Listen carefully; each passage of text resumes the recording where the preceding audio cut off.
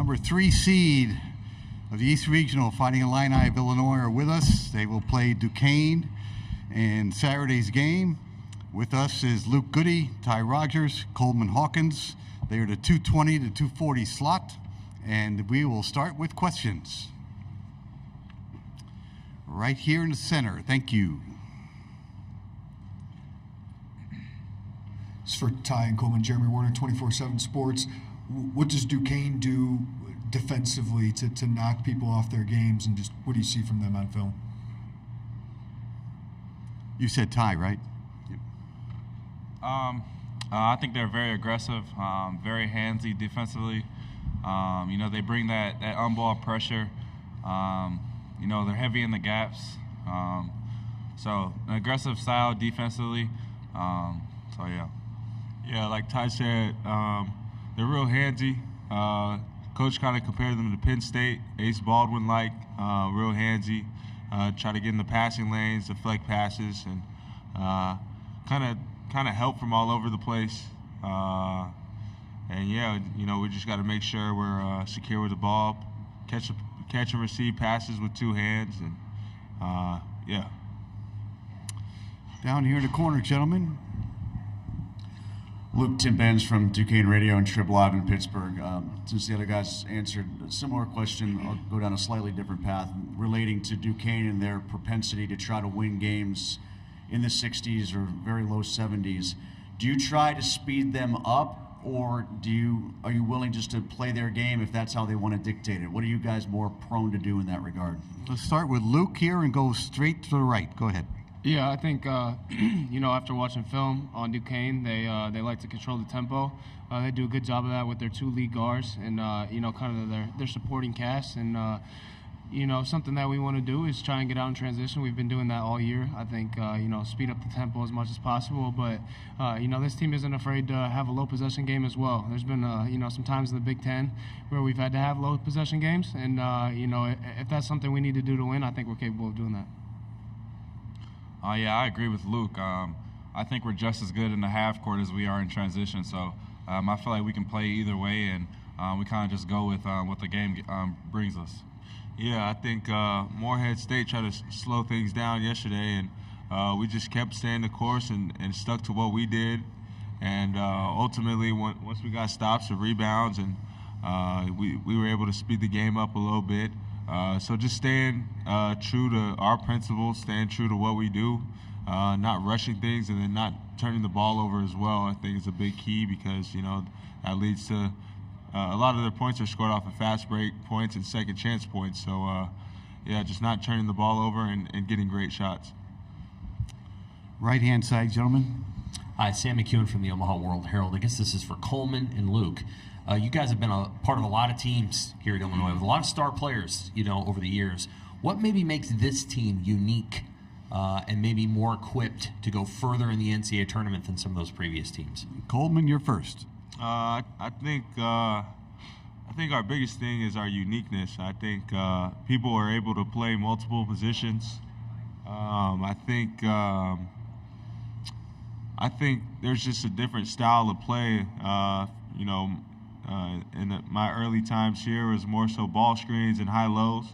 Now I think everybody here is created for their own, and we're playing through that. So we kind of don't run a ton of actions. We kind of just create for ourselves and make teams have to double team us and get out and run in transition.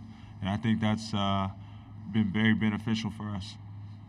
I think the biggest difference is just the togetherness and the maturity of our team. Especially this year, I think our team is bonded on a higher level than normal. Everybody on the road is hanging out in the hotel room. We're all playing Uno in the locker room before media. It's just a different type of bonding and togetherness that we've had this year. And I think, that attributes to winning those close games. I think maturity, too, as well.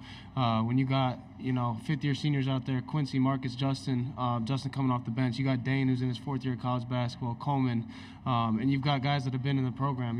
Ty now first, second year, Coleman and myself. We know what to expect. We know what Coach Brad wants and how he wins games. So we go into the games and into, preparation knowing how to help our teammates out and, what to do in certain situations, and I think we've shown that over the past last game and then the games in the Big Ten tournament.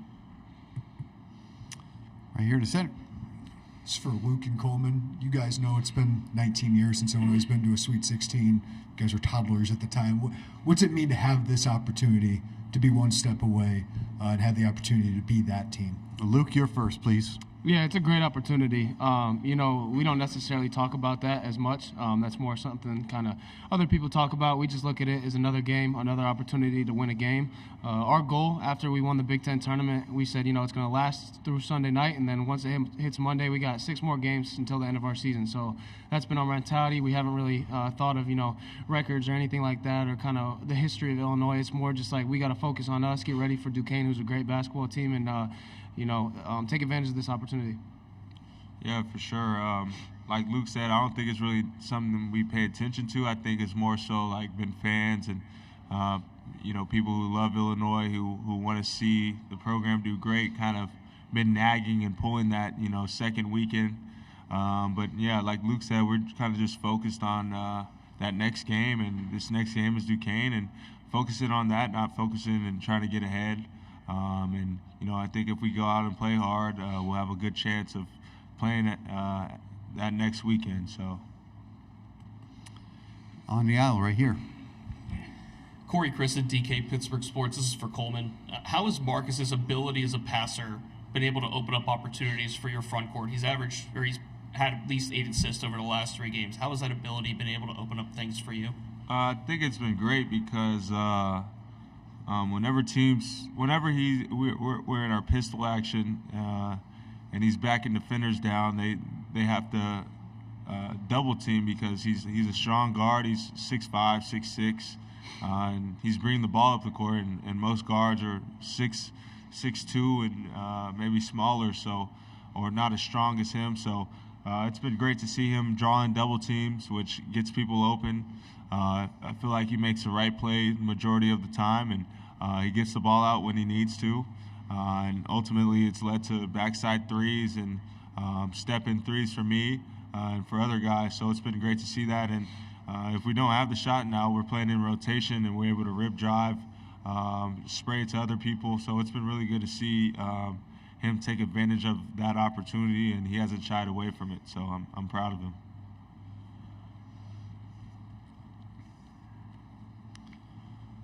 Yes, sir.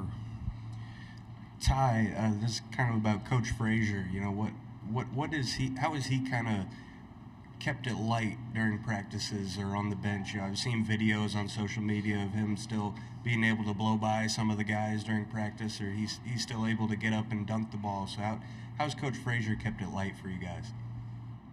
He just brings that energy, just as far as defensively, just putting that fire in us and making us want to go out there and get a stop and put kills together. He's always on us in practice, and he just brings that motor and brings that intensity. He's someone we look up to, and we seen what he did when he played at Illinois. So he's a good role model, and he just brings that energy, and he helps us go.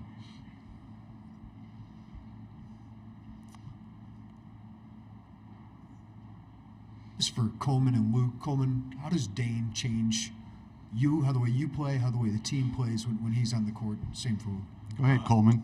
I feel like Dain has done a great job of being a successful post scorer. I feel like we've seen that from Dain. We've known all year from Dain. He's been getting a lot of reps on the scout team actually, and I think it's been pretty beneficial because he's been able to get there and get his confidence up. I'm in there guarding him, and he's working on his game. So it's great to see Dain go out there, and it allows Marcus to have. I feel like Marcus and Ty kind of have like a pressure release, and Terrence, because I feel like every time we throw him the ball, and whenever he gets to the rim, I feel like it's going to be a bucket. So it's been great to see him kind of shine in these last couple of games. And I feel like it's been great for me defensively as well because he's able to guard bigs, and I'm able to slide off of guys and kind of help from that forward spot or guard guards as well. So Yeah, having Dain as an inside presence, it makes us that much harder to scout. You got Coleman, who's not necessarily a prototypical college big man with his back to the basket all the time, catching post passes. Coleman's more on the perimeter, looking for options that way. But Dain just brings a whole nother dynamic to our offense. He's a presence in the paint. I think one of the biggest impacts he's had over the past week and a half of games is his offensive rebounding. I think he's been great in the post.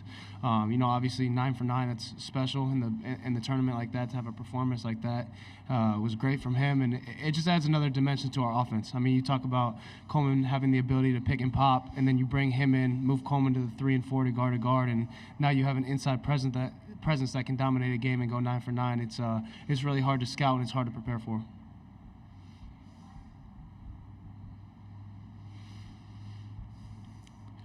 Anything else for the Fighting Illini?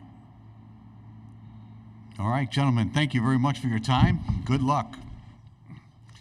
Coach Underwood is due up next at 2:40 sharp. Haven't heard an Uno reference in all my years.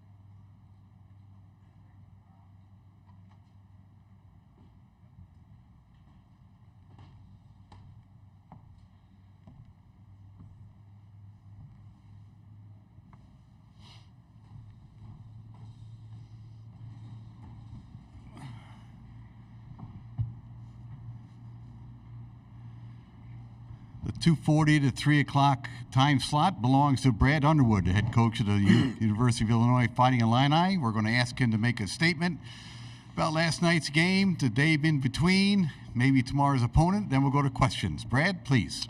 Well, obviously excited to be here. It was tremendous respect for Morehead State.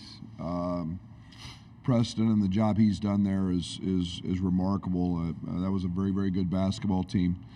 Didn't love being down 9-0. I think the positive side of that was we had 48 and a half minutes to kind of make it up, but pleased with the way we played. I was really excited at halftime because I felt after that little stretch, kind of plus 10 for the half. And then I thought our defense, I thought our physicality, I thought our ability to bring guys off the bench and have them perform at a high level was very important. And so here we sat. And you don't get to enjoy the wins very long. And now you're getting one of the hottest teams in college basketball in Duquesne. And I've known Coach Dambrot a long time. Got a lot of respect for him. He's doing a great job there. They're hot. I think 9 in a row, maybe 16 out of their last 19. They've taken on his personality. They play the way he likes. They're physical. They're tenacious, gritty. We'll have to play awfully well. They're a team that comes from a great conference and, kind of just steamrolled hot going into the tournament and played their way through it. And here they are, and they were outstanding yesterday against a very, very talented and very gifted offensive team in BYU, and just really, I thought, took them out of what they wanted to do. So we know we got our hands full. We got to play well, and we'll take advantage of today and in preparation and recovery, and be ready to go tomorrow night at 7:40. Start right here in the aisle, and this will be number 2 over here. Thank you. Jeremy Warner, Illini Inquirer. Brad, Luke mentioned Penn State as a comp of what they try to do defensively, getting into you, handsy, physical. I imagine Rutgers would kind of be like that too. Yep. What do you hope they took away from that, lessons from those games that can lead into this one? Well, I thought we were pretty good in those games, other than the last minute and a half at Penn State. Again, I think that they've got guards that are elite at raking and digging in balls. I think you've got to make great decisions when you get into the paint. I think they have a shot blocker very similar to you mentioned Rutgers to Cliff at Rutgers, and so they're very, very effective that way. They'll be disruptive. They like to run through passes. Good thing is we don't pass a lot in terms of initiating offense. But again, yeah, they're athletic, they're handsy, they're physical. They've had a propensity stat-wise to foul a lot. But they have 6-7 front court guys that they just all throw out there. So they're just they want to drag you in the mud, so to speak, and we've got to be ready for that. Brad, Tim Benz from Duquesne Radio and also Tribune Review in Pittsburgh. As a follow-up to that last point, when they do try to drag you in the mud, does it behoove you more to say we're going to play our game and do things that way, or do you try to kind of slug in the mud with them? We'll take whatever comes. I think that's one of the things I've enjoyed about this team. I think we see a little bit of everything in the Big Ten. I think Rutgers is probably as good an example as anybody, a team that can just flat out guard you and make things challenge all the time. Duquesne's not going to give you anything. You're going to have to go earn it, and I think that's the one thing that it always comes down to loose balls, offensive rebounds. Can you sustain a defensive rebound? Can you get a couple baskets in transition? Can you make free throws? Those are all the things that you're going to have to do to win a game like this. Right here in the center. Steve Greenberg, Chicago Sun-Times. Hi, Brad. Hi, Steve. Dain Dainja related. Keith, your counterpart, opined that without playing Dainja a lot, he didn't think Illinois was really a national title contender, but with him heavily in the mix, he can see it. He thinks you are. I'd like to ask you first to react to that, and then also if navigating the season with a player as good as Dain, often not playing him a whole lot, sometimes for stretches of multiple games and all that, if it was hard for you just on a personal level, or if you're just being a coach, it's so matter of fact that it's not hard. No, I think, to the last part of that, I think you want everybody to be successful. And I'm no different than that. And, Dain has handled his situation as well as anybody I've ever seen, in terms of just being a prepared teammate, continuing to work hard. He's obviously always had to worry about conditioning. He runs extra. He gets on the VersaClimber extra. He does all those things. He's provided us great lift in the Big Ten tournament. He helped us early. Coleman was out for a stretch. And again, it took us a little bit. We're a non-conventional team a little bit with the way we post the ball, the way we score. We still don't throw Dain a ton of looks in post-ups. He's getting it, kind of organically through, playing flat on the baseline and getting into offensive rebounds and running. And so it's been a little different for him, but I'm ecstatic for the way he's handled it. And to Keith's point, I think we're number 2 in the country in offensive efficiency. A lot of that was he was a part of, but a lot of it he wasn't. And we posed a lot of people problems with a pick and pop 5. And so I don't know. Everybody's got their own opinion, but I sure like having him, and I thought he's been impactful and will continue to be as we move forward. We're on the right-hand side, and then Dawn, we're in the last row on your side. Sam McEwen from the Omaha World Herald. Hey, Coach. I wanted to talk about Coleman Hawkins and just his development over the course of 4 years. He's that pick and pop 5 you're talking about. How has he maybe grown as a player, and how dangerous is he and tough to guard for opposing teams at this point?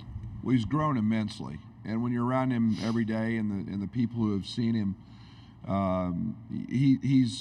he should be what the picture of a college student athlete looks like.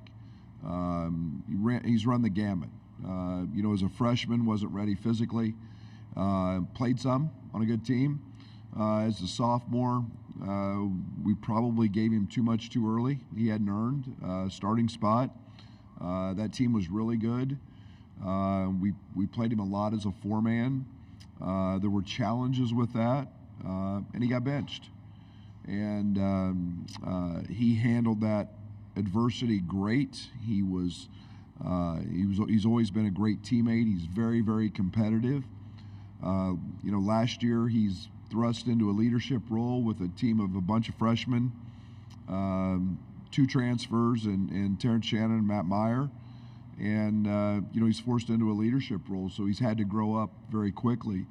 And then this year it's just all kind of been a culmination of all of those learned lessons put to use, with some transfers that have been awfully good, with some veterans, and his role. And as a pick and pop 5-man, he's been special. We had a conversation early in the year. We needed him to shoot. He's a terrific shooter. When he shoots the basketball, he's very, very effective defensively. He's guarded everybody from Zach Edey to, smaller, quicker athletes. In the Wisconsin game in the Big Ten tournament, we slid him over to guard A.J. Storr. So his versatility on that end, his intelligence on that end, have played a huge part in our success. And, Coleman's got a bright future. Hey, Coach. Zach Pyatt with the Champaign News-Gazette. I've seen on social media Coach Frazier turning back the clock a little bit. He's able to blow by some of the guys, defend some of the guys, and even getting up and still being able to dunk the ball. What all has he provided for the team the past few years as far as just, keeping it light and fun with the players? Those have to be photoshopped. There's not a chance in hell he's doing that. No, Chester's competitive. I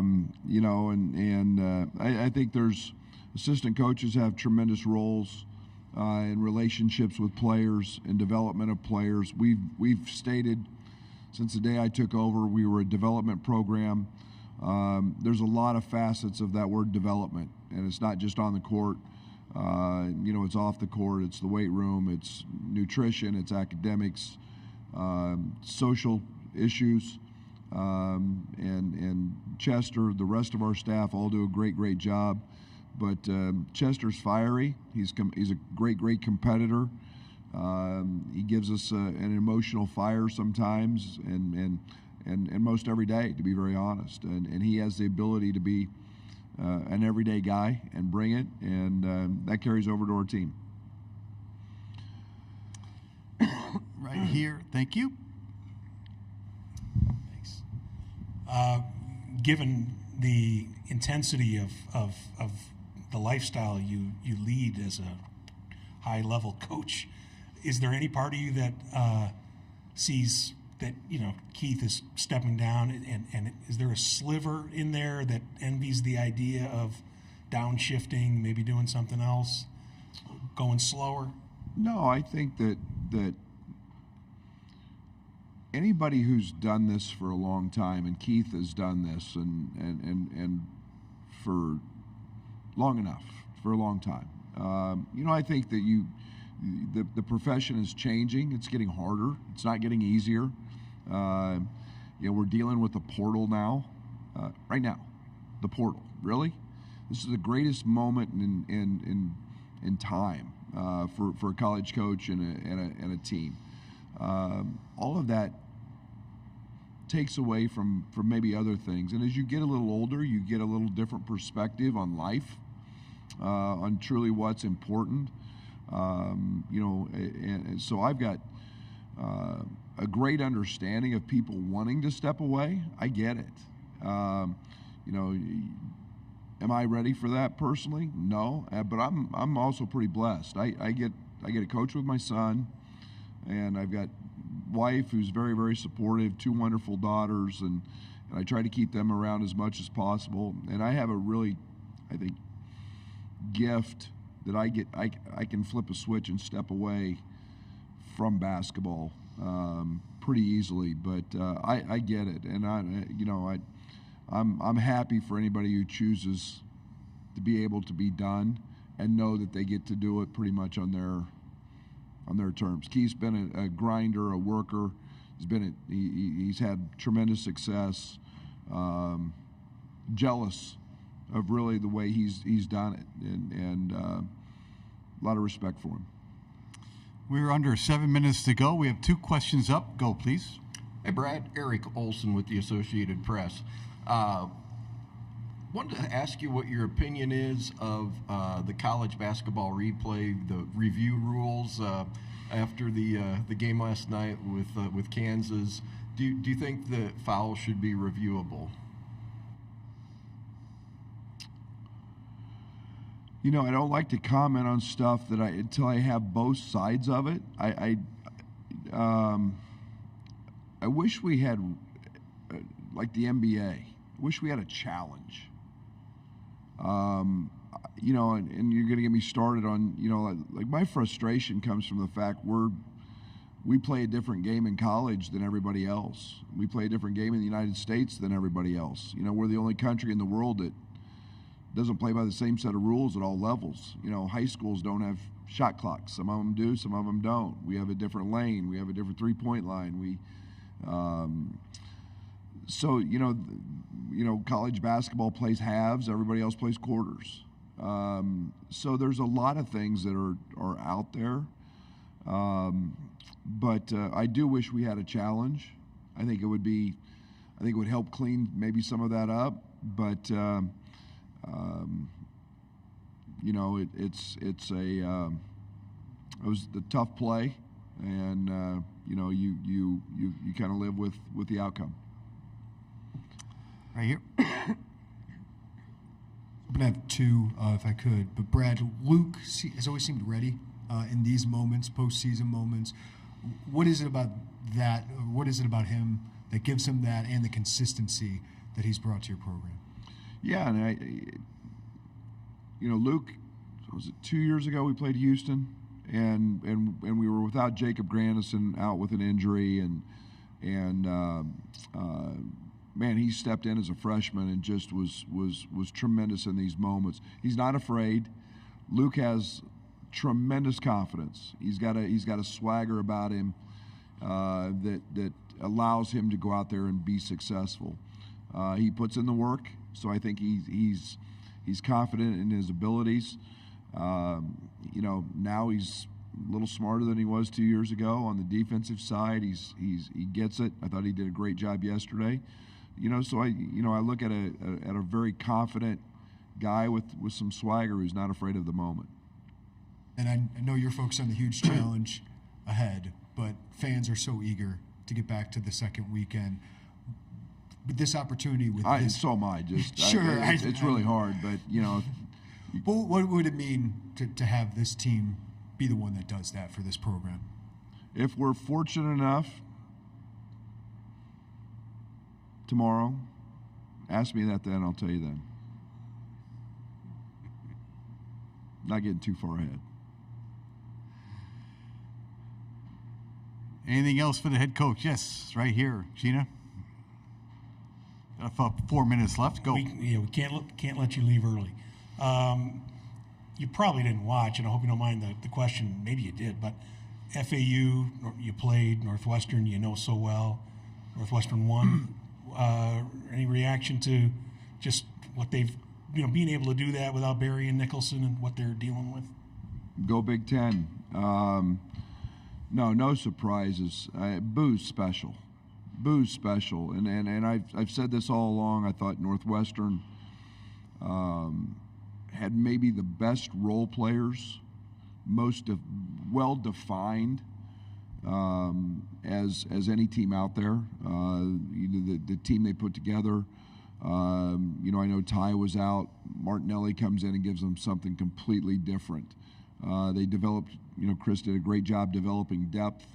But when you have Boo, things are going to run pretty easy. He's as good a point guard as I've seen in this league in my time. I think he's one of the best in the country. But it's not just his scoring or his ability to do that. It's just his confidence, his swagger that permeates throughout that program. Defensively, they've been really solid here the last couple of years. So it doesn't surprise me. FAU's had a incredible 2-year run, but I thought that was a tough matchup for them when they got Northwestern. I felt and really, really happy for Chris and really happy for our conference. Thank you, Brad. Thank you. We are done. Student athletes for Iowa State up next at 3:10.